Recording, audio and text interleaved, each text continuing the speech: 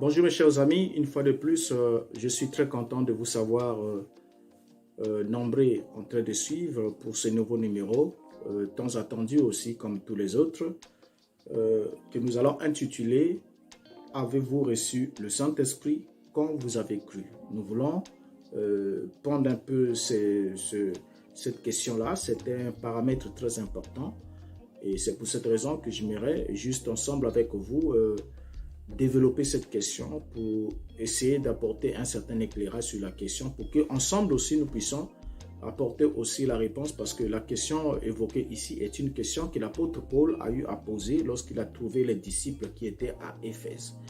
Et elle est très importante, c'est ce que nous devons comprendre aussi ensemble avec vous. Pourquoi est-ce que nous voulons aborder cette question? Nous voulons nous aussi répondre à cette question en ce qui nous concerne, c'est parce que Éphésiens chapitre 2, le verset 20 jusqu'au verset 21 nous dit « Vous avez été édifiés sur le fondement des apôtres et des prophètes, Yeshua HaMashiach lui-même étant la pierre angulaire, en lui tout l'édifice bien coordonné s'élève pour être un temple saint dans le Seigneur. » Et pour cette raison, nous retrouvons aujourd'hui beaucoup de gens qui parlent, parlaient aujourd'hui d'être remplis du Saint-Esprit, mais peu de gens exactement peuvent nous dire ce qu'ils entendent par là. Parce qu'on peut entendre quelqu'un dire, écoutez, je suis rempli du Saint-Esprit ou j'ai le Saint-Esprit, mais lorsqu'on leur pose la question de savoir ce que c'est réellement, qu'est-ce qu'ils entendent réellement par cela, ils sont très peu qui peuvent nous apporter les réponses.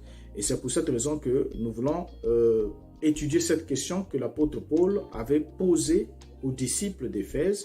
C'était une question que Paul a posée aux disciples ici, dans Actes chapitre 19, le verset 1er jusqu'au verset 2, nous lisons. Pendant qu'Apollos était à Corinthe, Paul, après avoir parcouru les hautes provinces d'Asie, arriva à Éphèse et ayant rencontré quelques disciples, il leur dit, « Avez-vous reçu le Saint-Esprit quand vous avez cru ?» Ils lui répondirent, « Nous n'avons même pas entendu dire qu'il y ait un Saint-Esprit. » Donc, ces gens étaient disciples. Comme nous venons de le comprendre ici, la Bible dit qu'il a rencontré quelques disciples. Ces gens étaient disciples, mais ne savaient même pas qu'il y avait un Saint-Esprit à recevoir quand on croit. Et là, déjà, c'est une question qui est très préoccupante.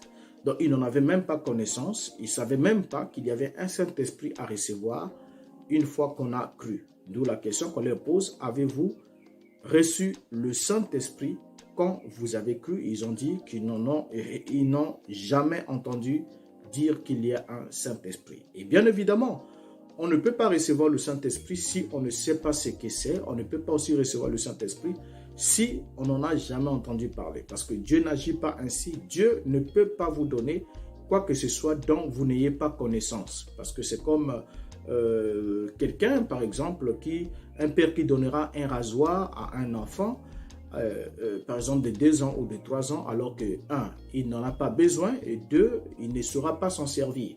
Et c'est la même chose avec Dieu, il ne peut pas vous accorder ce dont vous n'avez pas connaissance. Et si déjà à l'instant où nous parlons présentement, vous vous posez déjà la question de savoir c'est même quoi ce Saint-Esprit, alors ne vous hasardez pas de penser que vous le déteniez. Parce que si vous ne savez pas ce que c'est et vous n'en avez pas encore entendu parler, il est bien évident que vous ne l'avez pas et vous ne l'avez pas encore.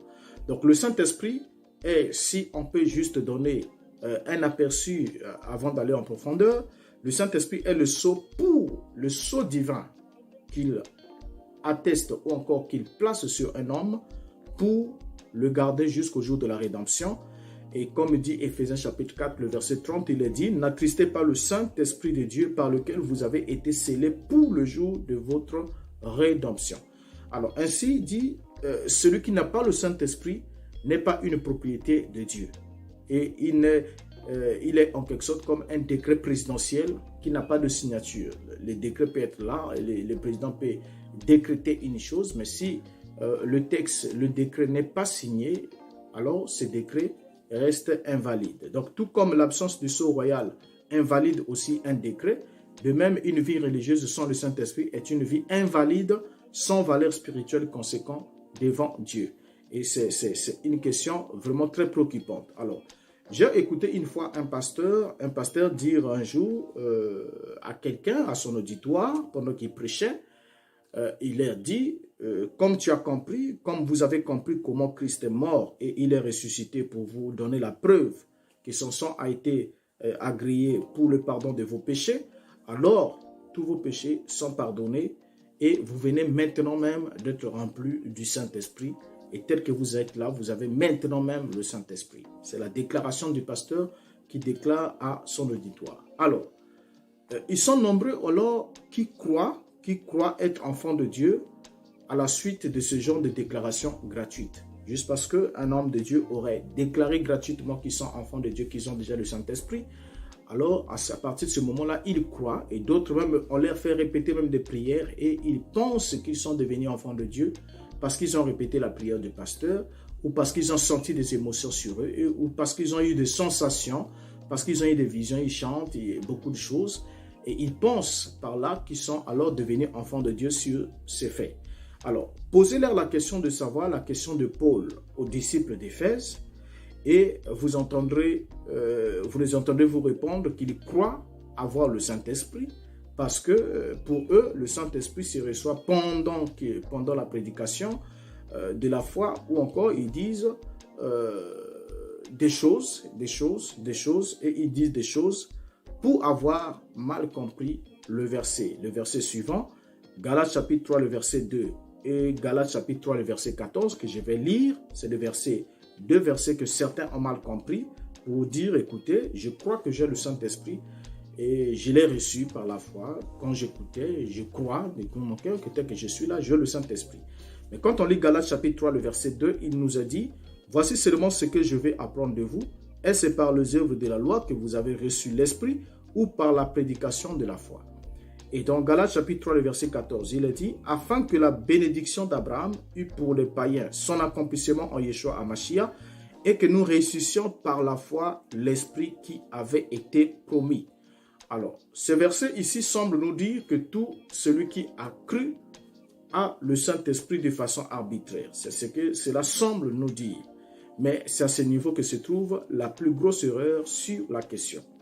En fait, Paul, qui posa cette question aux disciples d'Éphèse, la question de notre sujet ici, s'ils avaient reçu le Saint-Esprit quand ils ont cru, il revint leur parler encore dans la lettre, la lettre qu'il leur adresse dans Éphésiens chapitre 1, le verset 13. Il va leur souligner ce qui suit. En lui, vous aussi, après avoir entendu la parole de la vérité, l'évangile de votre salut, en lui, vous avez cru et vous avez été scellés du Saint-Esprit qui avait été promis. Qu'est-ce que nous constatons ici? On remarque que l'apôtre Paul souligne d'abord deux choses précurseurs au scellement du Saint-Esprit. Et la première des choses qu'il souligne ici, c'est quoi? Entendre la parole de la vérité, comme on vient de le lire. Il dit, vous, en lui, vous aussi, après avoir entendu la parole de la vérité, ça c'est d'abord une grande question. Lorsqu'on arrive d'abord sur la parole de la vérité, s'il faut définir ce que c'est la parole de la vérité, nombreux sont ceux qui ne savent même pas ce que c'est la parole de la vérité et qui pensent que parce qu'on a ouvert la Bible, parce qu'on a lu un verset dans la Bible, à la volée au hasard, donc c'est comme à prêcher, c'est une parole de vérité. Non, la parole de vérité est bien définie et nous en parlerons sûrement pour dire ce que c'est réellement la parole de la vérité parce qu'elle est une seule, parce qu'il est parlé ici de la parole de la vérité. Parce que Yeshua aussi, dans Jean chapitre 17, le verset 17, avant de s'en aller, il a prié son Père en disant, Père, sanctifie-les par ta vérité, ta parole est la vérité. La parole qui est la vérité, c'est celle du Père, et c'est la parole qui sort de la bouche du Père, et cette parole n'est autre que sa loi, n'est autre que ses commandements. C'est ce que la Bible dit, on aurait pu les lire, et on reviendra sûrement à une autre occasion. Donc ici déjà, Paul leur dit, après avoir entendu la parole de la vérité, l'évangile de votre salut, en lui vous avez cru. Et vous avez été scellés du Saint-Esprit qui avait été promis. Donc la première des choses ici, c'est l'entendement de la parole de vérité qui précède le scellement par le Saint-Esprit. Et après avoir entendu la parole de la vérité, la deuxième des choses, c'est avoir cru en cette parole de la vérité. Donc on entend, on croit, ensuite on est scellé. Les trois choses vont de pair. Mais on remarque ensuite que lorsque Paul parle ici, Paul sépare croire et être scellé du Saint-Esprit par la conjonction de coordination. Et ce qui signifie que quand tu as cru, tu n'as pas ipso facto été scellé du Saint-Esprit. Donc tu peux avoir cru, mais tu n'as pas été scellé du Saint-Esprit. Tu peux avoir entendu la parole, mais tu n'as pas aussi entendu la parole de la vérité. Et si tu entends une parole et que ce n'est pas la parole de la vérité, il est évident aussi que tu peux bien croire, mais tu n'aboutiras pas jusqu'à la fin parce que la promesse du Saint-Esprit est liée à l'entendement et à la foi dans la parole de la vérité qui est l'évangile du salut. Alors, comme évidence, quand on peut croire sans pour autant être scellé du Saint-Esprit, on peut croire sans pour autant être scellé du Saint-Esprit. Nous pouvons prendre aussi l'histoire de Philippe en Samarie. On va se rendre compte que quelqu'un peut entendre aussi, il peut croire, mais sans parvenir à être scellé du Saint-Esprit. Et la Bible nous dit quoi? Actes chapitre 8, le verset 5. Philippe étant descendu dans la ville de Samarie, il prêcha le Christ. Donc ici, la Bible est précise. La Bible nous dit qu'il y avait des guérisons, il y avait des miracles, et suivi d'une grande joie dans toute la ville. Mais le détail inquiétant va venir un peu bien plus tard. Quand on lit Actes chapitre 8, le verset 6 jusqu'au verset 8, la Bible nous précise ceci, que lorsque Philippe a prêché, la Bible dit, les foules tout entières étaient attentives à ce que disait Philippe lorsqu'elles apprirent et virent les miracles qu'il faisait. Car des esprits impurs sortaient de plusieurs démoniaques en poussant des grands cris et beaucoup de paralytiques et de boiteux furent guéris. Au verset 8, il est dit, et il y eut une grande joie dans cette ville. Donc on voit bien que Philippe a tenu ce qu'on appellerait aujourd'hui, dans le jargon actuel, une campagne d'évangélisation. Il a évangélisé, Philippe a prêché, et lorsque Philippe a prêché, il y a eu l'opération des miracles. La Bible nous dit bien que des esprits impurs sortirent de plusieurs démoniaques en poussant de grands cris, et beaucoup de paralytiques et de boiteux furent guéris, et il y eut une grande joie dans cette ville. Donc il y avait des gens qui ont bénéficié du miracle, qui ont bénéficié de la puissance du Saint-Esprit, qui a redressé leurs jambes, qui les a délivrés des esprits mauvais, ainsi de suite. La ville était dans le moi, dans la joie. Les gens étaient vraiment dans la joie de voir la démonstration de la puissance divine au travers du miracle dans la prédication de l'apôtre Philippe. Mais ce qui est écœurant, c'est le fait que quand on arrive au verset 12, la Bible dit au verset 12, mais quand ils eurent cru à Philippe, qu'il leur annonçait la bonne nouvelle du royaume de Dieu et du nom de Yeshua HaMashiach, hommes et femmes se firent baptiser. La Bible précise bien, quand ils eurent cru, donc ils ont cru, et bien évidemment, sinon il ne devait pas y avoir des résultats, il ne devait pas y avoir des miracles, ainsi de suite. Parce que les miracles, sans l'oublier, dans Marc chapitre 16, Yeshua dit, voici les miracles qui accompagneront ceux qui auront cru. Mais le salut est au-delà d'avoir cru, parce qu'il dit bien, celui qui croira et qui sera baptisé sera sauvé. Mais on peut croire, les miracles vont accompagner ceux qui ont cru, mais ce n'est pas parce que les miracles sont présents au travers, au-dedans de la vie ou autour de la vie de celui qui a cru, que bien évidemment, celui-là qui a cru est aussi sauvé. Et ça, on doit se désillusionner sur cette question parce que ce n'est pas la même chose et c'est là que se trouve actuellement le monde, c'est là que se trouve l'humanité et les gens pensent évidemment que parce qu'il y a une démonstration de puissance, il y a des actes étonnants, il y a ce qu'on appellerait miracle qui s'opère à foison, ainsi de suite, dans un milieu, dans une atmosphère, dans un environnement, que nous sommes sur la bonne voie, nous sommes sur la route du salut, nous sommes sur la route du ciel pour ceux qui y comptent, ainsi de suite. Mais ils se trompent bien évidemment parce que jusqu'à ce qu'on ait cru, les gens avaient cru à Philippe, vous voyez, la Bible dit qu'ils ont même été baptisés. Le verset 13 dit, Simon lui-même crut. Et après avoir été baptisé, il ne quittait plus Philippe et il voyait avec étonnement les miracles et les grands prodiges qui s'opéraient. Verset 14, les apôtres qui étaient à Jérusalem ayant appris que la Samarie avait reçu la parole de Dieu, y envoyèrent Pierre et Jean. Donc ici, la Samarie a reçu la parole de Dieu, n'est-ce pas? La Samarie reçoit la parole de Dieu. La Samarie croit, les gens sont baptisés, les gens voient des miracles, les gens vivent les miracles. Les gens expérimentent la puissance divine, mais la seule chose, c'est qu'au verset 15 de Actes chapitre 8, il nous a dit, ceux-ci arrivèrent chez les Samaritains, prièrent pour eux afin qu'ils reçussent le Saint-Esprit. Car ils n'étaient encore descendus sur aucun d'eux, ils avaient seulement été baptisés au nom de Yeshua du Seigneur Yeshua. Donc, regardez ici, c'est surprenant, n'est-ce pas? Ces gens qui ont bénéficié des miracles, qui ont vécu les miracles, les esprits mauvais sortaient de ces gens, pourtant sous la puissance du Saint-Esprit. Les paralytiques se sont redressés, pourtant sous la puissance du Saint-Esprit. Ils ont cru à la parole de Philippe, sous la puissance du Saint-Esprit. Ils ont même été baptisés dans le nom de Yeshua, sous la puissance du Saint-Esprit. Mais la Bible dit, le Saint-Esprit était encore descendu sur aucun d'eux. Donc, aucun d'eux n'était scellé, aucun d'eux n'était encore sauvé. Parce que sans le sceau du Saint-Esprit, qui est le sceau de la rédemption, il n'y a pas de salut. Donc, c'est ce qui peut nous permettre de nous interpeller pour que nous comprenions que ce n'est pas parce que nous sommes dans un environnement où il y a des miracles, ce n'est pas parce que nous sommes dans un environnement où nous avons vécu un miracle, où nous avons vu un miracle, que nous sommes évidemment sauvés. Nous sommes évidemment sauvés parce que la preuve en est là. Alors, ils avaient reçu la parole, ils avaient vu et vécu des miracles, jusqu'à se faire même baptiser dans le nom de Yeshua, mais aucun d'eux n'était encore sauvé et aucun d'eux n'appartenait au Seigneur, puisque personne d'entre eux n'avait reçu le Saint-Esprit avant que Pierre et Jean ne viennent prier pour eux. Alors, donc, nous lisons dans Actes chapitre, la suite dans Actes chapitre 8, le verset 17, il est dit, « Alors Pierre et Jean leur imposèrent les mains et ils reçurent le Saint-Esprit. » Donc, remarquez, c'est très important, c'est très important.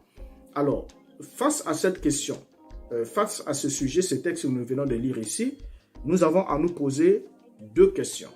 Des questions qui nous interpellent à ce stade. La première question est laquelle? Comment les apôtres savaient-ils que les disciples de la Samarie n'avaient pas encore reçu le Saint-Esprit? Comment est-ce qu'ils le savaient? Puisque ces gens ont expérimenté, ils ont bénéficié des miracles, ils ont vu les miracles, ils ont cru, ils ont été même baptisés, et les paralytiques ont même marché, leurs jambes ont été redressées par la puissance du Saint-Esprit.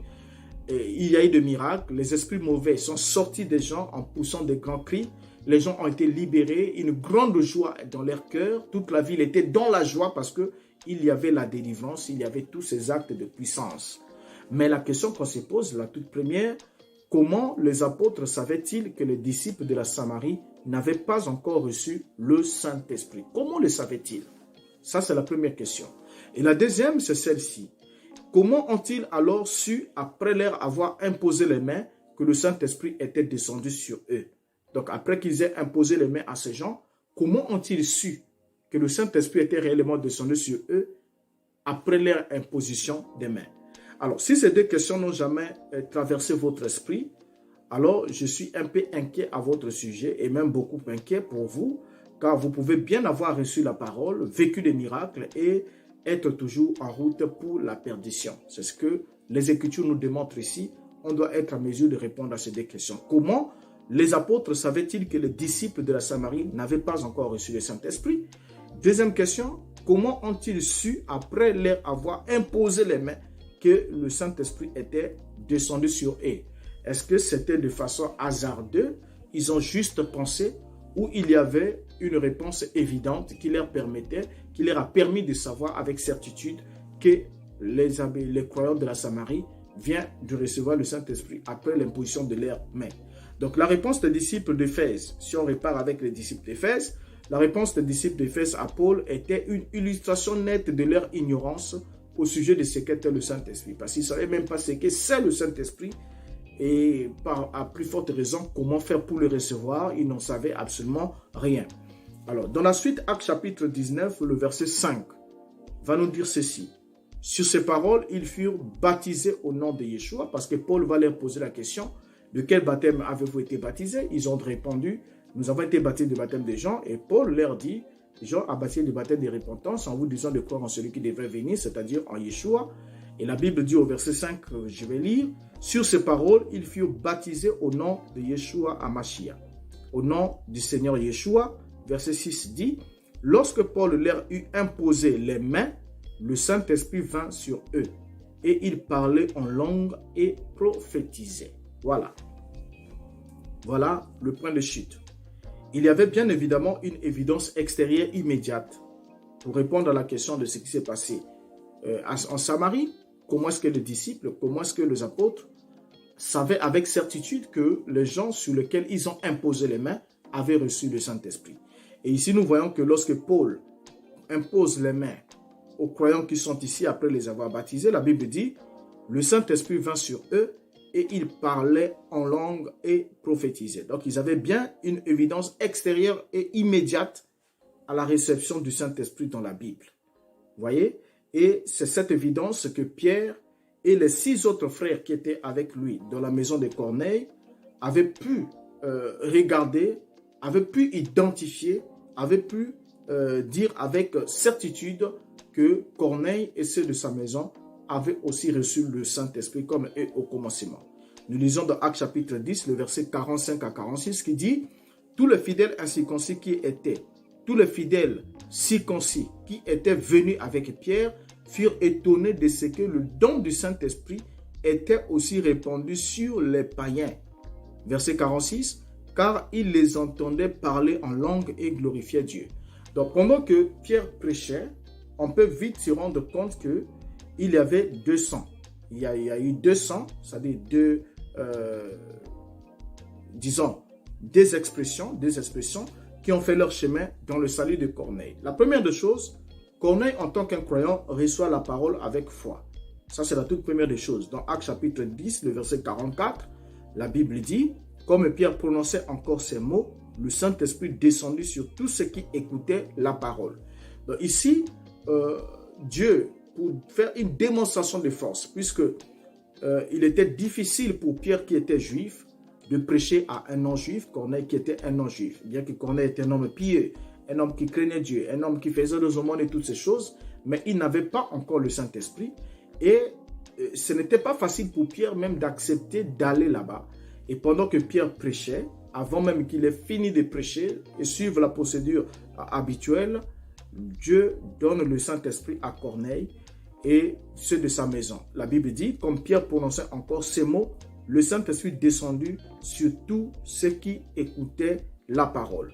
Alors, donc le prédicateur, ça c'est le premier son qui se fait entendre, c'est d'abord le fait que le croyant écoute et reçoit la parole avec foi, dans le cas de Corneille. Et la deuxième des choses, c'est que les prédicateurs et ceux qui étaient présents ont écouté les crépitements de la langue brûlée de celui qui venait de recevoir le Saint-Esprit. Donc la réaction, Corneille écoute, et ensuite, quand le Saint-Esprit descend sur Corneille et ceux de sa maison, la Bible dit, ils se mirent à parler en langue et à glorifier Dieu. Et c'est ainsi que les apôtres, ce qui a permis aussi à Pierre, de reconnaître ceci dans Actes chapitre 11, le verset 15, lorsque je me fus mis à parler, le Saint-Esprit descendit sur eux comme sur nous au commencement. Donc, comment est-ce que les apôtres ont-ils reçu le Saint-Esprit au commencement? C'est la question. Actes chapitre 2, le verset 4 dit, « Et ils furent tous remplis du Saint-Esprit et se mirent à parler en d'autres langues, selon que l'Esprit leur donnait de s'exprimer. » Donc, nous devons noter ensemble avec vous que Pierre, s'adressant à la foule même le jour de la Pentecôte, la foule qui était attirée par le mouvement de l'Esprit le jour de la Pentecôte, il va les souligner dans Actes chapitre 2, le verset 38 à 39. Pierre leur dit, « Répentez-vous et que chacun de vous soit baptisé dans le nom de Yeshua HaMashiach pour le pardon de vos péchés et vous recevez le don du Saint-Esprit, car la promesse est pour vous et pour vos enfants et pour tous ceux qui sont au loin, en aussi grand nombre que le Seigneur, notre Dieu, les appellera. » Alors, la promesse évoquée ici par l'apôtre Paul et l'apôtre Pierre plutôt, est celle de Joël chapitre 2, le verset 28, qui vient bien évidemment, le jour de la Pentecôte, accompagné d'une évidence immédiate extérieure qui était le parler en langue, comme étant l'évidence initiale de la réception de cette promesse. Joël chapitre 2, 28 jusqu'au verset 29 nous dit, « Après cela, je répandrai mon esprit sur toute chair, vos fils et vos filles prophétiseront, vos vieillards auront des songes, et vos jeunes gens des visions. Même sur les serviteurs et sur les servantes, dans ces jours-là, je répandrai mon esprit. » Alors, Pierre, lorsqu'il rapporte le jour de la Pentecôte pour démontrer que ce qui venait de se passer était réellement l'accomplissement de la promesse faite par Joël, il va dire dans Actes chapitre 2, le verset 16 à 17, je lis dans la version de Semer, il dit ceci, « Mais maintenant se réalise ce qu'avait annoncé le prophète Joël. Voici ce qui arrivera, dit Dieu, dans les derniers jours de la fin. Dans les jours de la fin des temps, je répandrai de mon esprit sur tous les hommes. Vos fils et vos filles prophétiseront, vos jeunes gens par des visions, vos vieillards par des songes recevront des révélations. Donc, remarquez ici avec moi, c'est le point sur lequel nous allons chuter pour cette partie. Vous allez remarquer avec moi que lorsque Pierre rapporte la prophétie de Joël, il dit, voici ce qui arrivera, dit Dieu, dans les jours de la fin des temps. Dans les jours de la fin des temps. Voilà, nous revenons encore sur la question de la fin des temps. Dans les jours de la fin des temps. Alors, la question qu'on doit se poser ensemble avec vous. Sommes-nous dans les jours de la fin des temps, évoqués ici? Et si nous sommes dans les jours de la fin des temps, il est bien évident que la promesse de Joël chapitre 2, 28 devrait aussi nous concerner. Ça veut dire quoi? Ça veut dire qu'on devrait recevoir le même Saint-Esprit, la même promesse, avec la même évidence que ceux qui l'ont reçu au premier siècle. Alors, si on ne les reçoit pas de la même manière que ceux qui l'ont reçu au premier siècle, il y a deux réponses. La toute première, c'est laquelle? Soit on ne l'a pas reçu, soit on a reçu un autre esprit. Parce que l'esprit divin, tel que les apôtres l'ont reçu, tel qu'ils avaient la possibilité d'identifier aussi ce qu'ils avaient reçu, c'était par un signe et la réaction immédiate, c'était le fait que la langue était brûlée et il y avait les crépitements de langue. Ça n'a rien à voir d'apparent avec tout ce que nous voyons des gens faire ici, ainsi de suite. Bon, je n'aimerais pas d'abord rentrer par là, peut-être qu'on en parlera, mais ce que nous retenons ensemble avec vous, c'est qu'il y avait une réaction extérieure immédiate, c'est que ceux qui recevaient le Saint-Esprit perdaient le contrôle de leur être, et puis la langue qui est le monde de l'iniquité était prise par Dieu, prise par le contrôle, Dieu prenait le contrôle de la langue, puisque la langue est l'expression de la parole, l'expression de la pensée, c'est la porte même de l'expression de la pensée ou de la parole humaine, c'est l'homme fort du corps humain, celui en quelque sorte le gouvernail qui dirige toute la vie de l'homme, parce que le pouvoir, la vie et la mort sont au pouvoir de la langue, tout cela. Et bien évidemment, lorsque Dieu entre, lorsque l'Esprit de Dieu vient pour prendre possession d'un tabernacle, selon la promesse qui a été faite ici, comme nous venons de le lire dans Joël, il fallait à tout prix qu'il y ait une manifestation extérieure. Le cœur était dans l'allégresse et la bouche proclamait, exprimait cela par le crépitement, c'est-à-dire le Saint-Esprit prenait le contrôle de la langue humaine et lui faisait exprimer des choses qui glorifiaient Dieu dans la langue qui n'était pas sa langue usuelle, qui n'était pas sa langue habituelle, et ce qui a permis même à ceux qui étaient là, qui pouvaient comprendre ces langues-là, de comprendre réellement ce que les apôtres disaient dans leur propre langue, alors qu'ils n'étaient pas de ces langues maternelles-là. Donc déjà ici, la question qu'on se pose, c'est bien évidemment celle-là. Vous pouvez dire, vous avez reçu le Saint-Esprit, bien, je suis d'avis avec vous, je n'en disconviens pas, mais si vous l'avez reçu sans qu'il soit accompagné d'une évidence précise, de l'évidence biblique, l'évidence initiale biblique de la réception du Saint-Esprit, il se pourrait que vous ayez reçu un autre esprit ou encore que vous ne soyez plus dans l'intervalle de temps approprié par Dieu pour recevoir le Saint-Esprit conformément à la promesse de Joël 2, 28. Parce que la promesse est claire, dans les jours de la fin des temps, je répandrai de mon esprit sur tous les hommes. Or, les jours de la fin des temps, qui sont appelés aussi dans d'autres traductions par les derniers jours, c'est partent pratiquement de la naissance du Mashiach jusqu'à la destruction du second temple. Et lorsque le temple est détruit, c'était la fin. C'est la fin qui vint et les jours se sont écoulés. Maintenant, la question qu'on doit se poser, c'est celle-ci, ensemble avec vous. Est-ce que cette promesse de Joël chapitre 2, verset 28, est-elle d'actualité? Sommes-nous toujours dans les jours de la fin des temps ou sommes-nous dans un autre espace de temps?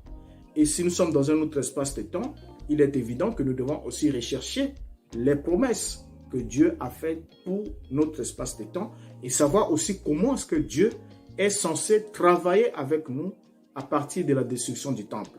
Sinon, les gens peuvent tout inventer aujourd'hui, on peut tout inventer, mais on ne peut pas réinventer la poudre, on ne peut plus réinventer la roue. Ce que Dieu a fait, ce qu'il a institué, ce qu'il a établi dans sa parole, c'est ce qu'il doit réellement faire. Donc, sur cette question, on doit vraiment y répondre.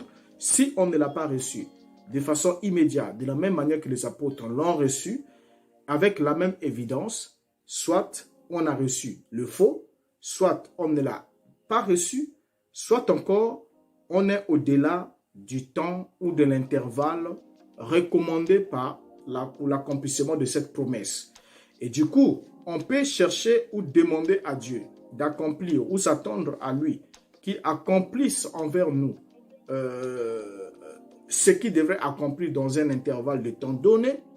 Cela ne peut plus être possible. Il y a encore un autre élément. L'autre élément, c'est aussi de s'interroger, est-ce que la parole qu'on écoute est la parole de la vérité? C'est parce que c'est après avoir cru à la parole de la vérité qu'est l'évangile du salut, après avoir entendu la parole de la vérité et après avoir cru en elle, qu'on obtient alors le Saint-Esprit, puisque c'est la promesse qui a été faite à ceux qui croiront, conformément à cette promesse qui vient d'être faite ici.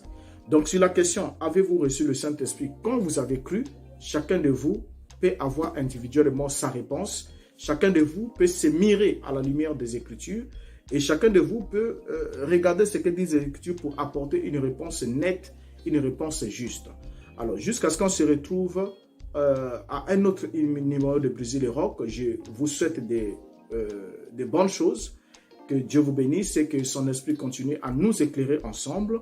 Et si vous avez aimé la vidéo, n'hésitez pas à la partager. Abonnez-vous à la chaîne si ce n'est pas encore fait. Et aussi cliquez sur le petit clocher pour être notifié chaque fois qu'il y a une nouvelle vidéo. Parce que nous en mettrons en ligne chaque 48 heures. Bien. Et nous attendons aussi vos suggestions, vos remarques, vos commentaires. Et vous pouvez aussi me contacter personnellement. Nous pouvons discuter sur certaines choses. Et bien évidemment, grande sera toujours ma joie d'être avec vous ensemble pour que nous regardions sur les choses. Donc ces questions sont des questions très importantes et que nous devons apporter des réponses parce qu'on ne doit pas s'hasarder, on ne doit pas se contenter d'un environnement miraculeux, on ne doit pas se contenter du fait qu'on opère nous-mêmes aussi des miracles parce que dans Matthieu chapitre 7, le verset 21 à 23, la Bible est claire, ce qui me dit Seigneur, Seigneur, n'entreront pas tous dans le royaume, mais uniquement celui-là qui fait la volonté de mon Père qui est dans les cieux, car beaucoup viendront, plusieurs viendront ce jour-là, me diront, Seigneur, Seigneur, n'avons-nous pas guéri les malades en ton nom, n'avons-nous pas prophétisé en ton nom, n'avons-nous pas fait beaucoup de miracles en ton nom? Il dit, je leur dirai ouvertement, éloignez-vous de moi, car je ne vous ai jamais connu, vous ouvriers de l'iniquité. Donc, on se rend bien évidemment compte qu'on peut être aussi un opérateur de miracles, mais on est ouvrier de l'iniquité. Pourquoi? Parce qu'on ne connaît pas la volonté du Père pour la faire. Et si on ne la connaît pas, cette volonté, c'est qu'on ne l'a jamais faite. Et si on ne l'a jamais fait, il est évident qu'on peut s'interroger, se poser la question de savoir si on a le Saint-Esprit, on ne l'a pas. Et si, évidemment, on peut être un opérateur de miracles, tout comme on peut être quelqu'un qui a vécu des miracles, qui en vit au quotidien, mais on doit avoir un temps T, un temps précis où on est certain et sûr qu'on a reçu le Saint-Esprit conformément à la promesse qui a été faite dans la Bible. Si bien évidemment, on est encore dans l'intervalle de temps qui a été alloué pour l'accomplissement de cette promesse. Et si on n'est pas dans cet intervalle de temps, on doit rechercher bien évidemment à savoir comment est-ce que cela se passe maintenant et qu'est-ce que Dieu a dit dans sa parole afin d'être bien évidemment sûr qu'on n'est pas en train de se tromper ou on n'est pas engagé sur le mauvais chemin. Donc jusqu'à la prochaine vidéo, portez-vous bien, que Dieu vous garde, au revoir.